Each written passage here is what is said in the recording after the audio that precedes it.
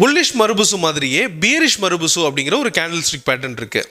இது வந்து பார்த்தீங்கன்னா உங்களுக்கு செல்லர் டாமினேட் பண்ணுறாங்க அப்படிங்கிறத ஐடென்டிஃபை பண்ணுறதுக்கான ஒரு கேண்டில் ஸ்டிக் பேட்டர்ன்.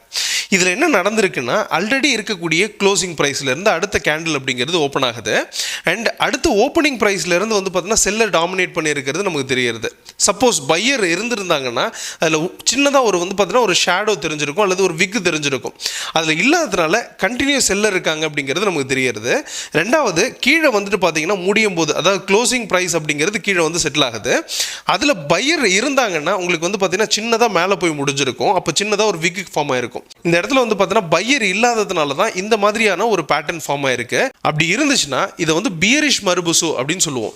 இந்த மாதிரியான ஒரு கேண்டில் ஸ்டிக் பேட்டர்ன் விழுந்துச்சுனாலே நம்ம செல்லராக இருக்கலாம் அப்படிங்கிறது தான் வியூ. அப்போ ஒரு கேண்டில் ஸ்டிக்கை பார்த்த உடனே நான் செல்லராக இருக்கணும் அப்படிங்கிற முடிவு எடுக்கக்கூடாது.